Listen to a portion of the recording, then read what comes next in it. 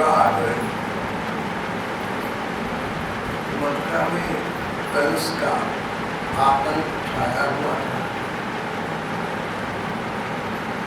साधारण मनुष्यों की जो बात करते, देवता तक कंस भय खाते। भगवान का अवतार धर्म की स्थापना के लिए हुआ था, अधर्म के नाश के लिए हुआ था। इसलिए वे वृंदावन से मथुरा आए।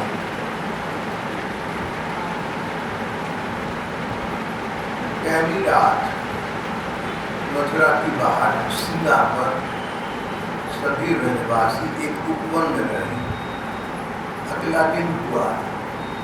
दोपहर के पश्चात श्री कृष्ण बलराम और उनके संगी साथी बार बार नगर की शोभा देखने के लिए नगर के मार्गों पर निकल पड़े।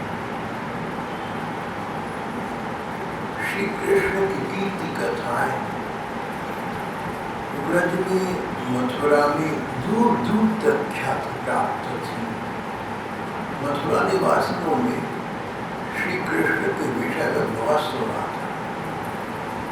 बहुत सुंदर हैं, बहुत मधुर हैं, बहुत चंचल हैं, बोली मीठी है, नयन और मुखड़ा कमल की भांति खिले रहती है।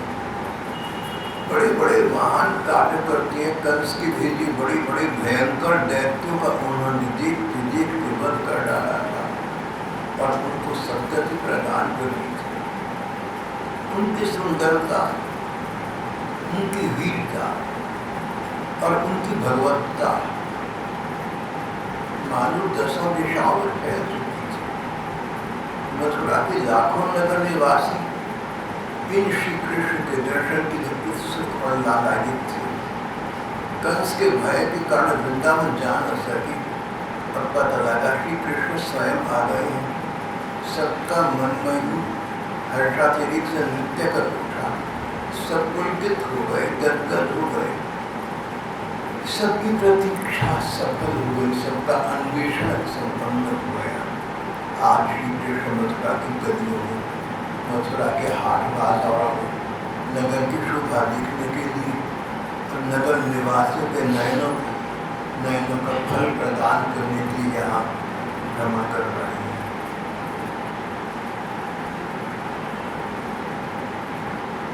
नगर की यात्रा के दौरान नगर में प्रवेश किया था तो श्री कृष्ण को कंस का एक धोबी मिला, जिसने कृष्ण बलराम को डांटा। बोला, तुम राधा की वस्त्रों पर निगाह रखते मूर्खों, जंगल में गाय चराती हो, बंसी बजाती, भला तुम्हें राज वस्त्रों का क्या पता। बहुत भड़का, बहुत बोला। श्री कृष्ण ने उसके मुंह पर हल्का से चपट लगाया और सबके सामने चमत्कार हुआ। उस धोबी का, उस रजक का देहांत हो गया। उसके शरीर से एक ज्योति निकली, श्री कृष्ण के चरणों में समाहित हो गई। उसे सद्गति प्राप्त हो गई। थोड़ा सा आगे चले तो श्री कृष्ण को एक दर्जी मिला। इसको श्री कृष्ण की महत्ता का, भगवत्ता का बोध था। ये तो न जाने कब से राह देख रहा था कि हमारी प्रियवर श्याम सुंदर आएंगे, मैं उनके चरणों में निछावर हो जाऊंगा, उनके पाँव पर लूटूंगा, उनसे उनकी प्रेमा भक्ति का वरदान मांगूंगा। और ऐसा ही हुआ। फिर एक माली मिला। उसने एक विशेष माला श्री कृष्ण के लिए बनाकर रखी हुई थी। परम भक्तिपूर्वक अपने भगवान श्री कृष्ण को अर्पित कर दी। भगवान उससे भी बहुत प्रसन्न हुए। उसको वर प्रदान किया, इस संसार में जब तक तू रहेगा तुझे संसार के सब सुख प्राप्त होंगे और तेरा मन फिर भी मेरे चरणों में लगा रहेगा। और शरीर त्याग के पश्चात तुझे मेरी परम धाम की प्राप्ति होगी।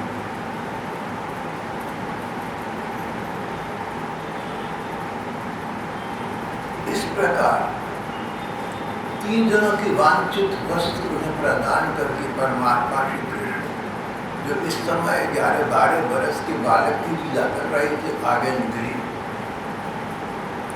अपनी मंडली के साथ आगे बढ़े तो एक महिला को देखा। इसका मुख तो सुंदर था पर शरीर से कोढ़ी थी। उसका नाम ही कुब्जा पड़ गया था। भगवान ने कुब्जा को देखा, खड़े हो गए, रुक गए, बोले देवी तुम कौन हो? तुम्हारे पास बड़ा उत्तम चंदन है, हमें प्रदान करो, हम तुम्हें इसके बदले में परम कल्याण प्रदान करेंगे। समूहम सर्वभूतेषु न विद्वेषोऽस्ति न प्रिय ये भजन्ति तो माम भक्त्या मयि तेषु चाप्यः। श्री कृष्ण तो पहले 3 मिले, उनको भी यही कहा था, तुम ये दे दो, मैं बदले में तुम्हें परम कल्याण प्रदान कर दूंगा। इसको भी यही कहा। कुब्जा ने कहा, भगवान मैं क्या हूँ, कंस की दासी हूँ और उसके यहाँ एक सैरंथी का सौंदर्यीकरण का काम करती हूँ। ये चंदन किसकर मैं महाराज कंस के लिए ले जा रही हूँ। वो मुझे बहुत मानते हैं, लेकिन अब आप मिल गए। अब किसी के मानने न मानने से क्या होता है? आपको जिक्र रखता है कि मुझे आप ही के लिए अब तक जीवन यापन करना था। मेरा ये चंदन अंगराग, मेरा सर्वस्व आप स्वीकार कर दीजिए। इस कुब्जा को कंस का भय नहीं था। भगवान के प्रति ऐसी निष्ठा थी, इसकी ऐसी आस्था थी। अवश्य ही कुब्जा को इस समय ये बोध नहीं था कि परमात्मा है। वो तो श्री कृष्ण के रूप, सौंदर्य आदि गुणों को देखकर उन पर आसक्त हो गई थी। भले ही वो जानती नहीं थी कि परमात्मा है, लेकिन न जानते हुए भी जिस व्यक्ति से उसने अपने अनुराग का प्रस्ताव रखा वो थे तो भगवान। जैसे न पता हो तो पानी है, हाथ डाले गीला हो जाएगा। सत्य वस्तु भाग्य अपेक्षा नहीं। श्री कृष्ण से संस्पर्श ने उसको दिव्य बना दिया, उसको चिन्मय बना दिया। उसने कहा मैं तो आपके प्रति समर्पित हूँ, आप मुझे स्वीकार करिए। श्रेयस ततस्ते न चिरात् भविष्यति। श्री कृष्ण ने कहा था तुम अब तक चंदन का लेप मुझे अर्पण कर दो, मैं तुम्हें परम कल्याण प्रदान करूंगा। श्रेय ततस्ते न चिरात्, न चिरात् फिर देर नहीं लगी, अविलंब। न चिरात् चिरकाल नहीं लगेगा, अविलंब तुरंत तुम्हें परम कल्याण की प्राप्ति हो जाएगी।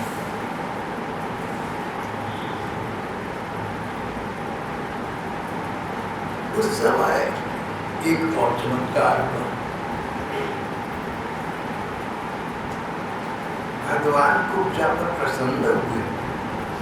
उन्होंने अपने दर्शन का प्रत्यक्ष फल दिखलाने के लिए 3 जगह से पीढ़ी कुब्जा को सीधी करने का विचार किया।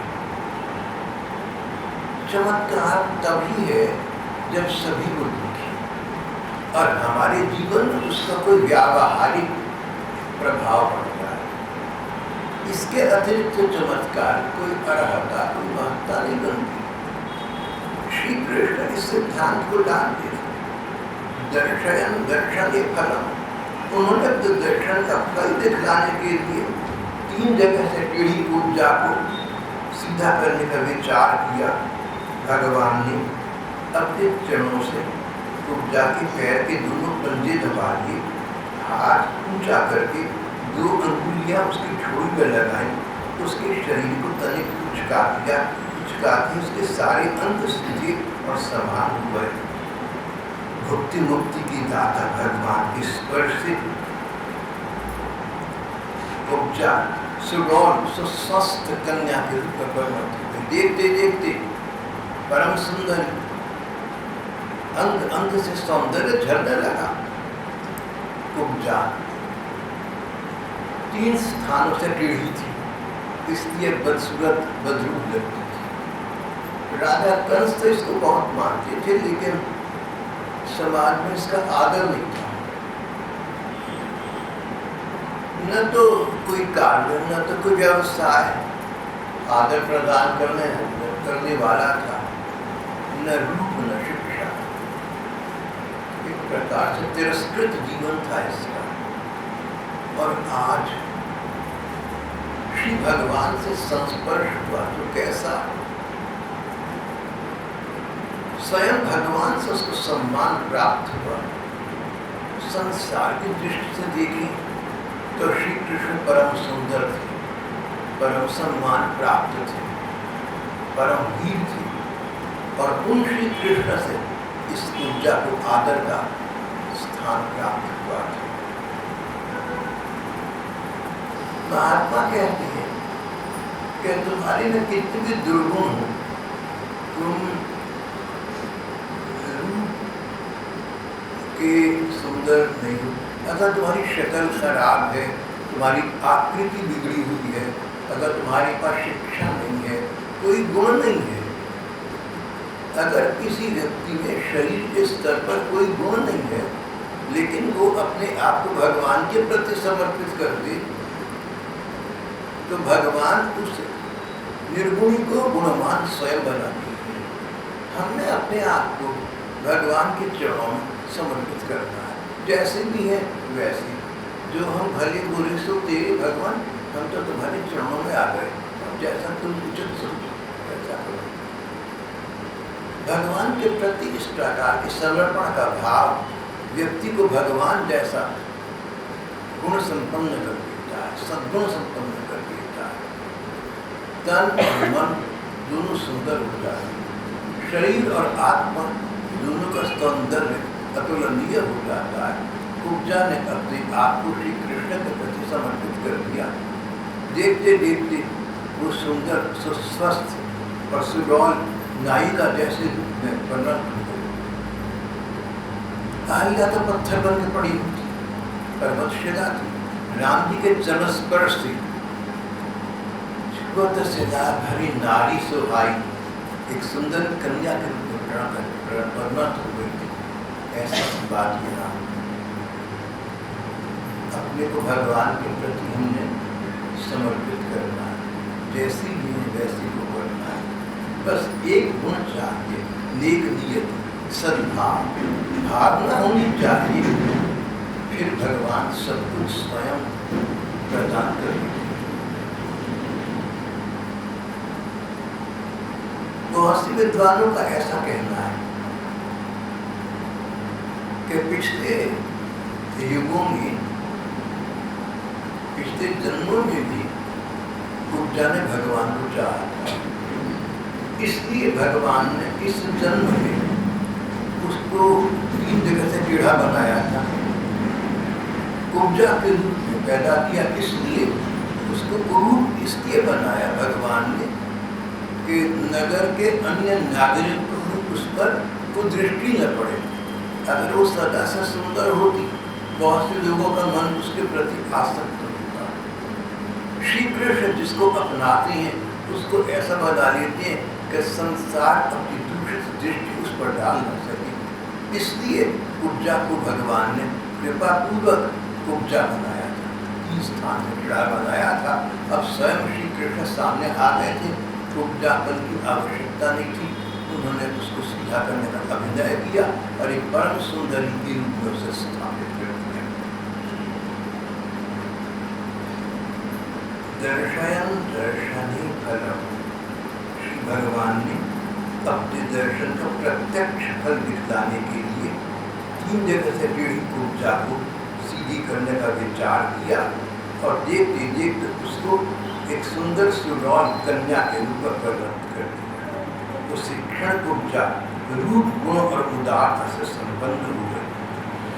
अब कुब्जा को सौंदर्य प्राप्त हो गया, स्वस्थ शरीर प्राप्त हो गया, सुंदर फेस फिगर निकल आई। इसका लाभ क्या हुआ? सुंदरता का क्या लाभ है? हम सचमुच सुंदर हो, प्रकृति की ओर से सुंदर हो, या कृत्रिम प्रसाधनों का प्रयोग करके सुंदर बन जाए, मेकअप करके सुंदर बन जाए। सुंदरता का लाभ उस व्यक्ति के लिए है जिसने अपना सौंदर्य संसार को अर्पित नहीं किया, भगवान को अर्पित कर दिया। सौंदर्य का लाभ इसी बात में है कि अपने अंग को हम भगवान की सेवा में समर्पित करते हैं। कुब्जा ने ऐसा ही किया, एक सुंदरी कन्या के रूप में परिणत हो गई। उसी समय उसने सोचा मेरा सौंदर्य अंग अंग से झरता हुआ मेरा सौंदर्य का ये झरना श्री कृष्ण के लिए है, मैं तो इन्हीं के लिए हूँ।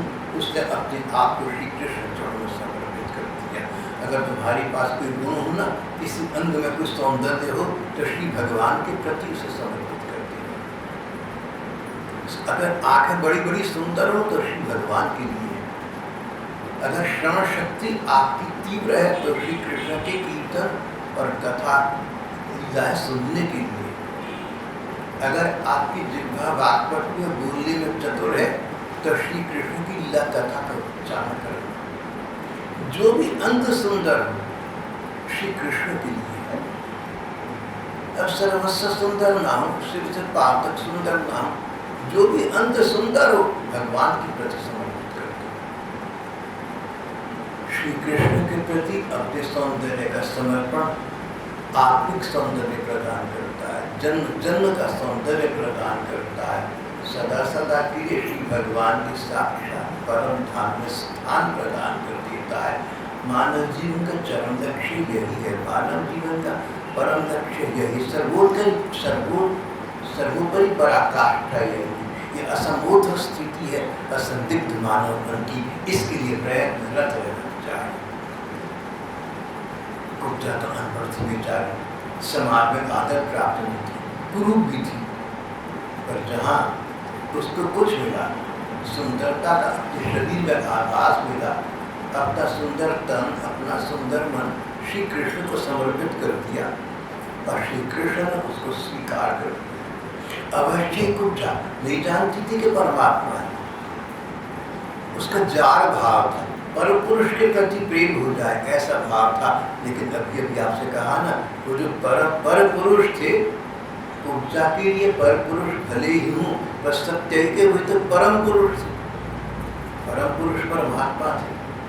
अनजाने में किया गया उनसे प्रेम परमात्मा से प्रेम था, इसलिए वो सफलीभूत हो गया और परम पराकाष्ठा का काम कर गया।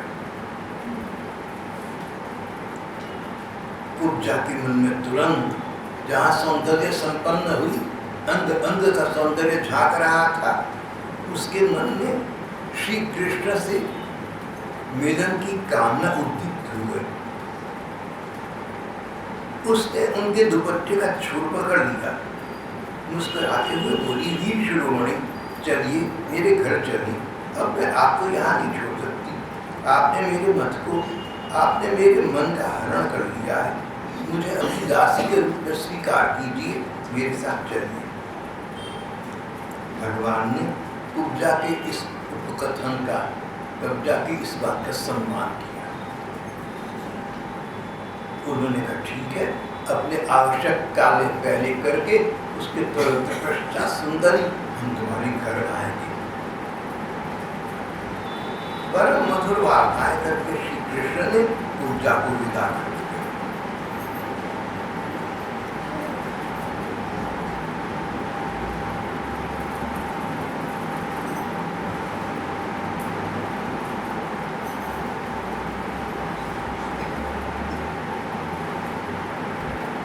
इसके पश्चात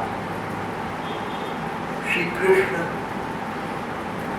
उस वीथी में और आगे बढ़े, बाजार हाट थे, आगे दुकानें थी, व्यापार के केंद्र थे, वहां पहुंचे। व्यापारियों के बाजार में पहुंचे। उन व्यापारियों ने उनका भांति भांति से पूजन किया। पान, फूलों के हार, चंदन और तरह तरह की भेंट उन्हें अर्पण की। सारे व्यापारी, सारे दुकानदार निरपवाद, कोई अपवाद न था, सब के सब इन श्री कृष्ण के प्रति, इनके रूप और गुणों के प्रति परम आसक्त हो गए, परम आकृष्ट हो गए, सदा सदा के लिए अपना मन उन्हें समर्पित कर बैठे। इसके बाद श्री कृष्ण नगर निवासियों से धनुष यज्ञ का स्थान कहाँ है ये पूछते हुए रंगशाला में पहुंचे। वहां उन्होंने ये अद्भुत धनुष देखा। धनुष पर बहुत सा धन लगाया गया, अनेक अलंकारों से उसे सजाया गया, उसकी खूब पूजा की गई थी। इस धनुष की पूजा इसलिए की गई थी कि धनुष यज्ञ था। यज्ञ से पहले यज्ञ पात्र की पूजा है, वो यज्ञ भगवान की पूजा मानी गई। पूजा से पहले इस धनुष को खूब सजाया गया। बहुत से सैनिक उसकी रक्षा, उसकी देखभाल, उसकी रखवाली कर रहे थे। श्री कृष्ण ने उस धनुष को बलात् उठाया। सबके देखते देखते उस धनुष को बाएं हाथ से उठाया, उस पर डोरी चढ़ाई, एक क्षण में खींचकर बीचों बीच में से उसी प्रकार दो टुकड़े कर डाली, जैसे हाथी किसी फूल के या ईख के। धनुष टूटा, उसके शब्द से आकाश, पृथ्वी और दिशाएं गूंज गए। उसे सुनकर कंस भी भयभीत हो गया।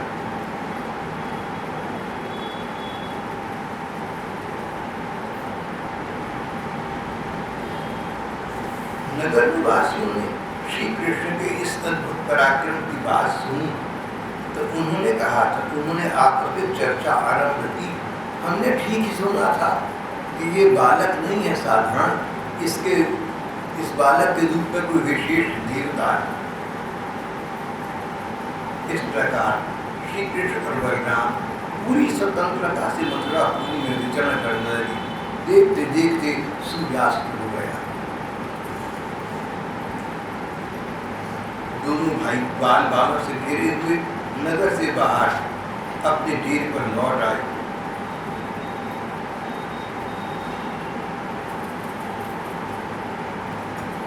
मथुरा निवासी श्री कृष्ण के अंग अंग का सौंदर्य देख रहे थे, उससे आकृष्ट हो रहे थे। उनका कितना सौभाग्य है।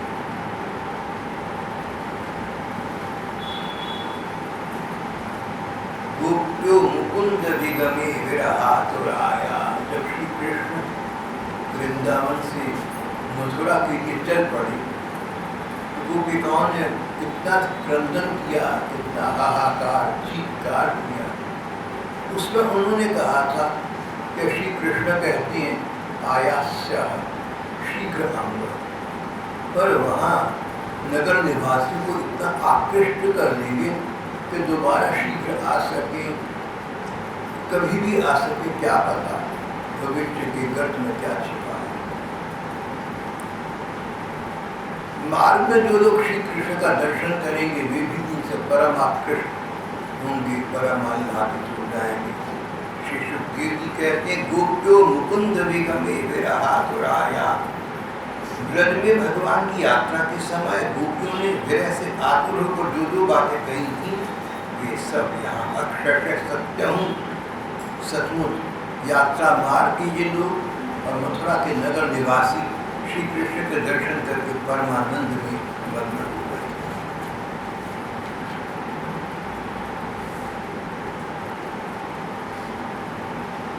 जब कंस ने सुना कि श्री कृष्ण बलराम ने धनुष उड़ा,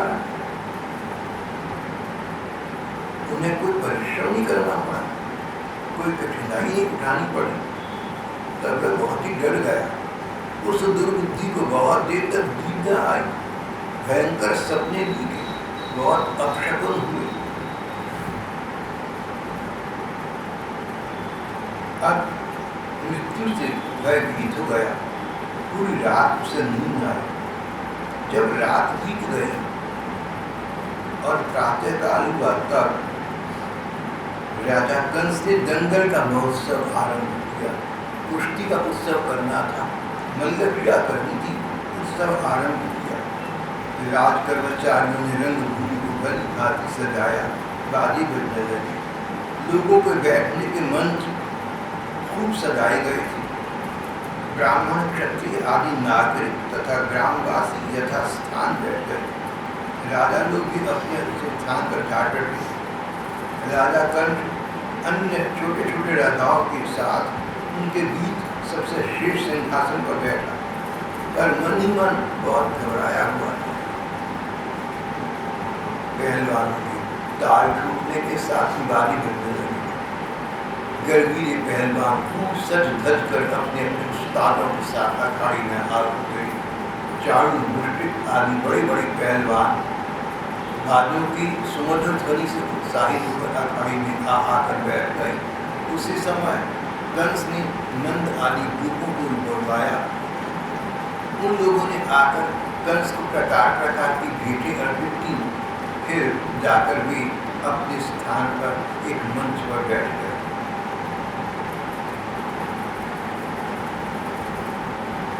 श्री कृष्ण ने रंगभूमि के द्वार पर प्रवेश किया। देखा महावत के उकसाने से एक बाहर विशाल कोरिया पीड़ितान का हाथी वहां खड़ा हुआ है। श्री कृष्ण ने अपनी कमर कसी, घुंघराली अलगे समेटी,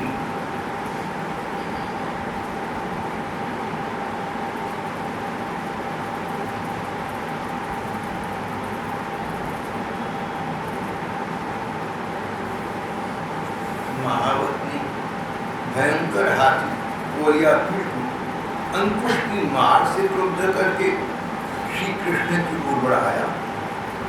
महावत का तो कंस के साथ मिलकर यही था कि पागल हाथी को श्री कृष्ण की ओर भेजकर उसके पैरों के तले उनको कुचल देंगे। कोरिया पीड़ ने भगवान को झपट कर उन्हें बड़ी तेजी से लपेट लिया, परंतु बाहर भगवान सिंह से बाहर सगा था। एक घुसा जमाकर उसके पैरों के बीच में छिप गए। उन्हें अपने सामने न देखकर उस भयंकर हाथी को बड़ा क्रोध हुआ। उसने सूंघ कर भगवान को अपनी सूंड से टटोला और पकड़ा भी, परंतु भगवान ने बलपूर्वक अपने को से छुड़ा दिया। भगवान उस बलवान हाथी की पूंछ पकड़ कर खेलते उसे 100 हाथों तक पीछे घसीट लाए। उसकी पूंछ पकड़ कर उसे घुमाने और उसके साथ खेलने लगे। जब वह दाएं से घूमकर उनको पकड़ना चाहता तब वे बाएं आ जाते, जब वह बाईं ओर घूमता तब वे दाएं आ जाते। इस प्रकार हाथी के सामने आकर श्री कृष्ण ने उसे एक घूसा जमाया। वे उसे गिराने के लिए इस प्रकार उसके सामने से भागने लगे, मानो वह अब छू लेता है, अब छू लेता है। भगवान श्री कृष्ण दौड़ते दौड़ते एक बार खेल खेल में ही पृथ्वी पर गिरने का अभिनय किया और झट वहां से उठकर भाग खड़े हुए। वह कोरियापुरी नाम का भयंकर हाथी क्रोध से जल घूम रहा था। उससे समझा कि कृष्ण गिर पड़े। वह जोर से अपने दांत उसने जोर से अपने दोनों दांत धड़ पर मारे, पर उसका आक्रमण व्यर्थ हो गया। महावतों की उकसाने से क्रुद्ध हुआ वो हाथी कृष्ण पर टूट पड़ा। जब श्री कृष्ण ने उसे अपनी ओर झपटते देखा तब उसके पास चल गए। एक ही हाथ से उसकी सूंड पकड़कर उसे धरती पर पटक दिया। उसके गिर जाने पर भगवान ने शेर के समान खेली खेल में उसे पैर से दबाकर उसके दोनों हाथी दांत तोड़ दिए और उन्हीं से हाथी और महावतों का काम तमाम कर दिया। उसके बाद श्री कृष्ण ने दोनों दांत हाथ में ले लिए, रंगभूमि में प्रवेश किया। उस समय भगवान की शोभा बहुत ही आकर्षक बन गई। श्री कृष्ण और बलराम दोनों के ही हाथों में कोरियापुरी के बड़े बड़े दांत शस्त्र के रूप में सुशोभित हुए। कुछ बाल बाल उनके साथ चल रहे थे। इस प्रकार उन्होंने रंगभूमि में प्रवेश किया।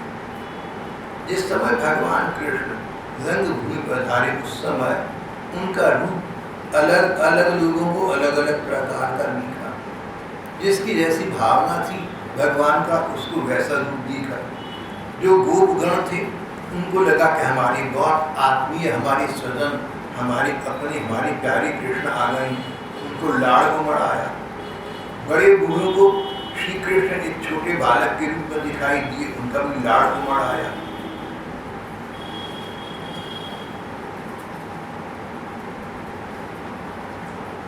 कंस को वही भगवान साक्षात यमराज की मृत्यु के रूप में दिखे, उसको बड़ी घबराहट मन ही मन पर उसने क्रोध का अभिनय किया। भाग्य जिसकी जैसी भावना थी, भगवान तो वही थे, सबके लिए एक जैसे, और भावना के अनुसार सबने भगवान के दर्शन किए। तो संतजन कहते हैं कि भगवान तो एक ही रूप में अनेक जनों के सामने आते हैं, पर भगवान के रूप का सौंदर्य सब लोग एक जैसा सौंदर्य आस्वादन नहीं कर पाते। अपनी भावना के अनुसार ही भगवान के रूप का सबको दर्शन होता है। वैसे तो कंस बड़ा धीर था, फिर भी जब उसने देखा कि श्री कृष्ण ने कौरवासुर को मार डाला, तब उसकी समझ में ये बात आई कि इनको जीतना तो सब कुछ बहुत कठिन है। वो बहुत घबरा गया।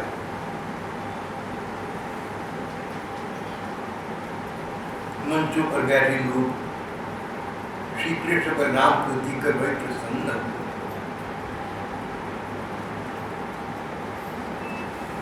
उनके विषय में प्रकार प्रकार की सराहना करने लगे। पिबंत वे चक्षुर्भ्याम लेहंत वे जिह्वया यथा दृष्टम यथा श्रुतम। नागरिक कहने लगे यथा दृष्टम यथा श्रुतम, जैसा सुना था इनका रूप सौंदर्य और गुण वर्णन, ये तो सचमुच वैसे ही निकली। बहुत सी बातें बढ़ा चढ़ाकर कह दी जाती हैं, पर श्री कृष्ण का रूप सौंदर्य और गुण जैसे सुनी थी वैसे ही निकली। एतौ भगवते साक्षात हरिर नारायणश्च, ये दोनों भगवान नारायण के विशेष अंश हैं। इसके ऊपर वसुदेव की नागरिक इनकी प्रकार प्रकार की प्रशंसा करने लगे। अब तक कि उनके वृंदावन की लीलाओं का गान करने लगे। इन्होंने बड़े बड़े दैत्यों को उद्धार कर दिया।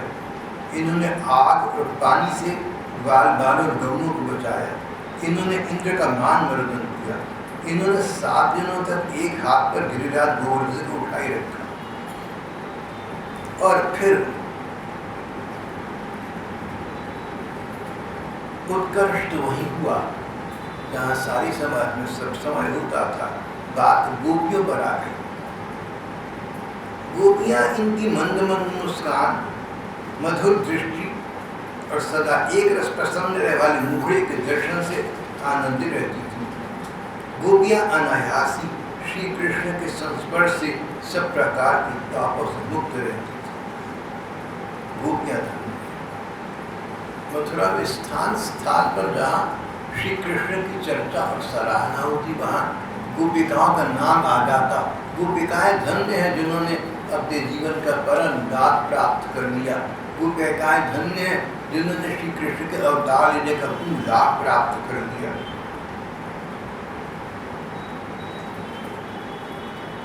इस समय दर्शकों में ये कृष्ण चर्चा हो रही थी, कृष्ण कथा हो रही थी, उनकी कथाओं का विशद वर्णन और गान हो रहा था। उस समय जिसकी जैसी भावना, जिसका जैसा मन, जिसकी जैसी बुद्धि, उस समय चांगुर और मुष्टिक नाम के पहलवानों ने श्री कृष्ण को चुनौती फेंकी। बोले, कृष्ण बलराम, हमारे महाराज ने ये सुनकर कि तुम लोग कुश्ती लड़ने बड़े निपुण हो, तुम्हारा कौशल देखने के लिए यहाँ बुलाया। सभी जानते हैं कि गाय और बछड़े चराने वाले ग्वालिये प्रतिदिन आनंद से जंगलों में कुश्ती लड़ कर खेलती रहते हैं, गाय चराते हैं। अरे तुम ग्वालिये हो ना, जंगलों में जाके यही काम करते हो, कभी गाय से बढ़ गए, कभी बैल से बढ़ गए। तुम्हें तो ये आपने पढ़ी हुई है, कुश्ती लड़ने की आदत बछड़ों के साथ तुम्हारी है। आओ हम और तुम मिलकर महाराजा कंस को प्रसन्न करने कुश्ती लड़े। पहलवान ने कहा, चाहूँ हम राजा कंस की वनवासी प्रजा हैं, इनको प्रसन्न करने का प्रयत्न अवश्य करना चाहिए, पर देखो हम लोग अभी बालक हैं, हम अपने समान बल वाले बालकों के साथ कुश्ती करने का खेल करेंगे। कुश्ती समान बल वालों के साथ होनी चाहिए, जिससे देखने वालों को अन्याय के समर्थक होने का पाप न लगे। चांद ने अधिक तुम और बलवान बालक हो, अरे ना तुम बालक हो ना किशोर, तुम दोनों पहलवानों में बलवानों में श्रेष्ठ हो। तुमने अभी अभी 1000 हाथियों का बल रखने वाले भयंकर कोलिया पीड़ को खेल खेल में मार डाला, इसलिए तुम दोनों को हम जैसे बलवानों के साथ ही लड़ना चाहिए, इसमें अन्याय की कोई बात नहीं। श्री कृष्ण आओ, तुम मुझ पर अपना जोर आजमाओ और बलराम के साथ मुझे लड़ेगा। भगवान कृष्ण ने चांद आदि के वध का निश्चय संकल्प कर लिया था। जोड़ वध दिए जाने पर श्री कृष्ण चांदू से और बलराम जी मुष्टिक से भाग गए। अब उन दोनों पहलवानों के साथ उन दोनों भाइयों का कुश्ती का खेल होने लगा।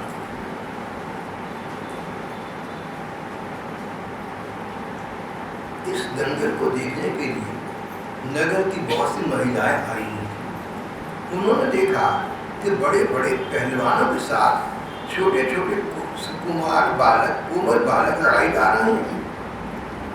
वे आपस में करुणावश बात कर लगी, अरे यहाँ राजा कंस के सभासद बड़ा अन्याय कर रहे हैं, बड़ा अधर्म कर रहे हैं। कितने खेद की बात है कि राजा के सामने ही ये बलि पहलवानों और निर्बल बालकों के युद्ध का अनुमोदन कर रहे हैं। इन पहलवानों का एक एक अंग वज्र के समान कठोर है, ये देखते बड़े भारी पर्वत से मालूम पड़ते हैं। और कृष्ण बलराम ये तो भी बड़े भी नहीं हुए, इनकी किशोर अवस्था है, इनका एक एक अंग बड़ा कोमल है। कहाँ ये कहाँ वे?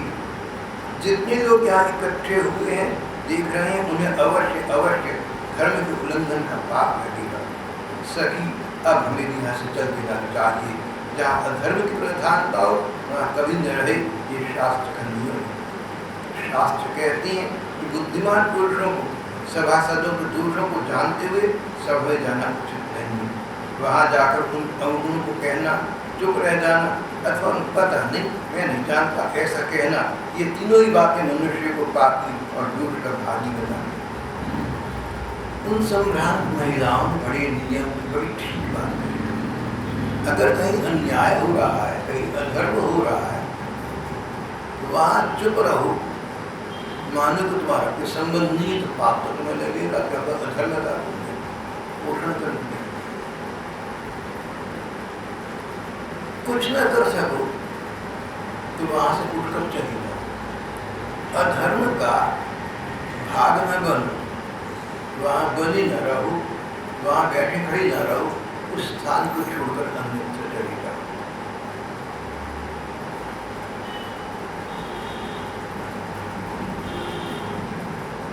सखी सब पूछो तो व्रज भूमि ही परम पवित्र और धन्य है।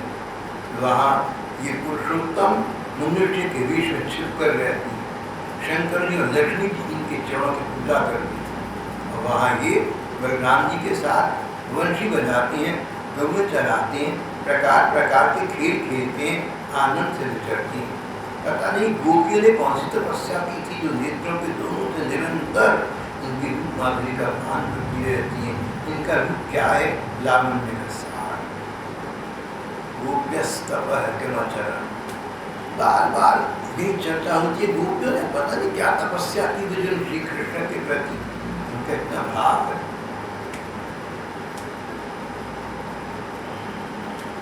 संसार में या उससे परे किसी का भी रूप इनके समान हो, फिर बढ़कर होने की तो बात ही क्या है। नगर की संभ्रांत महिलाओं ने कहा कि श्री कृष्ण जितने सुंदर और गुणवान हैं, कोई इनके समान हो सकता ही नहीं, फिर इनसे अधिक बड़ा तो इनसे अधिक तो कैसे हो सकता है। परमात्मा के गुणों का विवरण करते हुए श्वेताश्वतर उपनिषद में यही कहा गया है। श्वेताश्वतर उपनिषद में कहा गया है कि परमात्मा एक ही है, उन जैसा भी कोई दूसरा नहीं हो सकता, फिर उनसे अधिक तो कैसे हो सकता है।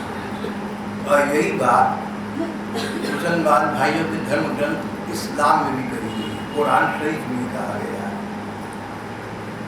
God alone is God. No one can be next to him. How can then anyone be superior to him?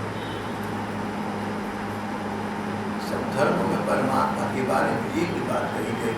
यहाँ मथुरा की संभ्रांत महिलाएं श्री कृष्ण पर लागू ये बात करके कह रही हैं, तो ठीक ही कह रही हैं। वो सत्य का ही दिग्दर्शन है, श्री कृष्ण परमात्मा है, उन जैसा भी कोई दूसरा नहीं हो सकता, तो उनसे बढ़कर तो कौन हो सकता है।